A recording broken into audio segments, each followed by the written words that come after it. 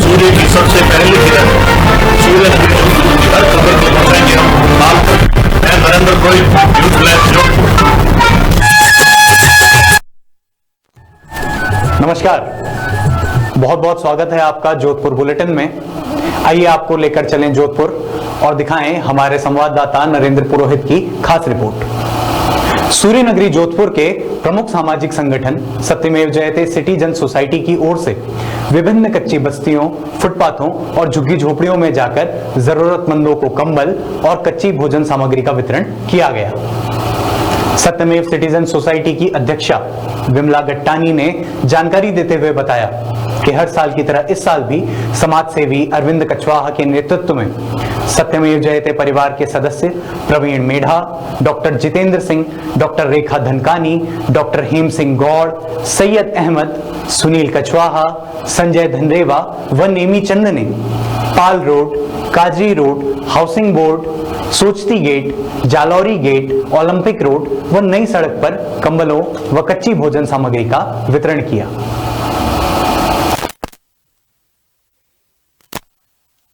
सीमा सुरक्षा बल का ऊंट दस्ता राजधानी में आयोजित गणतंत्र दिवस परेड में शामिल होगा। सीमा सुरक्षा बल का ऊंट दस्ता हर वर्ष की तरह इस बार भी राजधानी में आयोजित गणतंत्र दिवस पर परेड में शामिल हो रहा है, जिसका नेतृत्व डिप्टी कमांडेंट मनोहर सिंह कर रहे हैं। बता दें कि जोधपुर बीएसएफ में तैनात ऊंट दस्ता हर राष्ट्रीय पर्वों में भाग लेता है। ये वही ऊंट दस्ता है जो बीएसएफ के द्वारा सीमा की सुरक्षा में भी काम में लिया जाता है।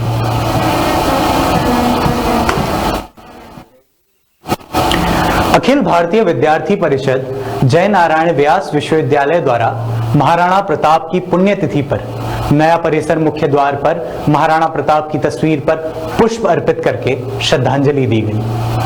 विश्वविद्यालय इकाई के उपाध्यक्ष रामूराम जानी ने बताया कि एबीवीपी कार्यकर्ताओं ने महाराणा प्रताप के त्याग, शौर्य व बलिदान को स्मरण करते हुए उनकी तस्वीर पर पुष्प अर्पित करके श्रद्धांजलि दी।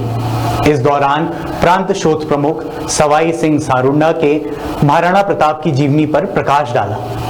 इस दौरान विभाग संयोजक अभिमन्यु सारण, इकाई अध्यक्ष सचिन राजपुरोहित, इकाई उपाध्यक्ष हनुमान चौधरी, राजवीर सिंह, निखिल, विशाल गौड़, दिलीप, विक्रम, सुनील सिंगड़ा, ऋतिक, हेमंत, कन्हैया लाल सहित कई कार्यकर्ता उपस्थित रहे।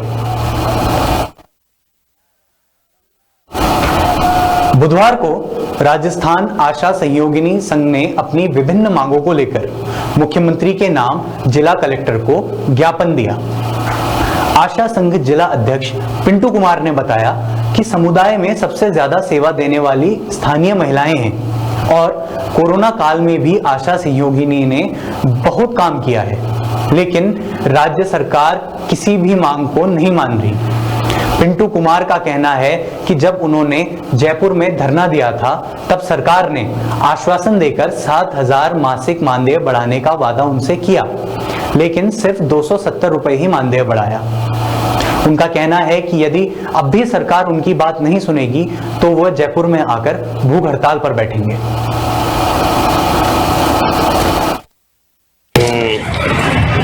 डिजिटल में चले क्या मांगे हैं आपकी?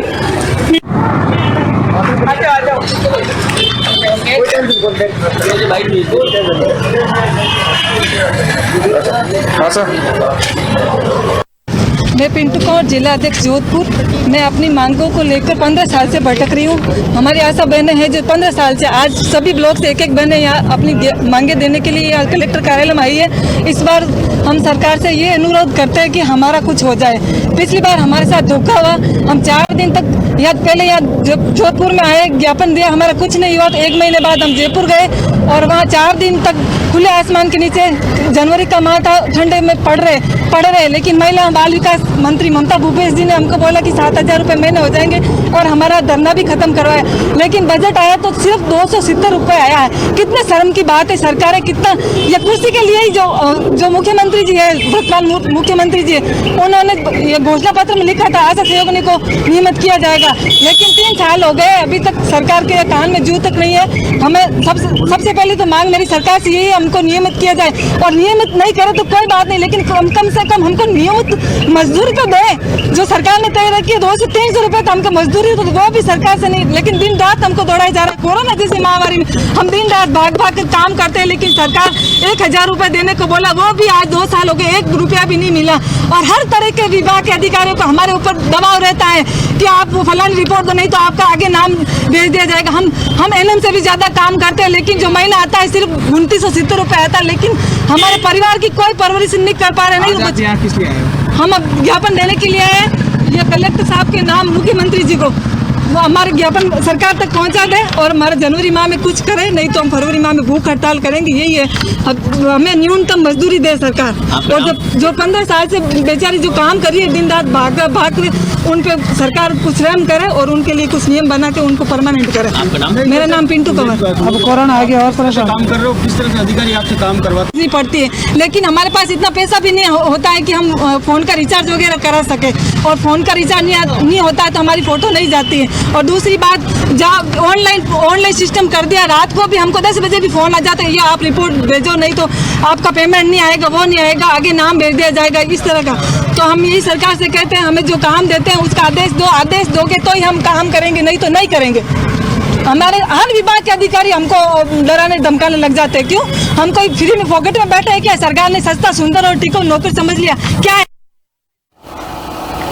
रत्नाड़ा स्थित श्री कृष्ण महिला मंडली व मंदिर ट्रस्ट द्वारा मास्क नहीं तो टोकेंगे, कोरोना को रोकेंगे के अभियान पर पावटा चौराहा पर बुधवार को 806 मास्क वितरित किए गए। मंदिर पुजारी हरिभाई गोस्वामी के नेतृत्व में जो घर से सड़क पर बिना मास्क के आने जाने वाले लोगों को पहले गुड़ खिलाकर, माला पहनाकर, फिर मास्क नहीं तो टोकेंगे, कोरोना को रोकेंगे संदेश के साथ मास्क पहनाए। मंदिर ट्रस्टी राजेंद्र सिंह सोलंकी ने बताया कि अपनों का रखें ध्यान, 2 गज की दूरी, मास्क ही पहचान। मास्क उतार कर बातें करोगे तो बाकी बातें हॉस्पिटल में करोगे। मास्क बोझ नहीं बचाव है, जन्म से लेकर बुढ़ापे की उम्र का मास्क फ्री।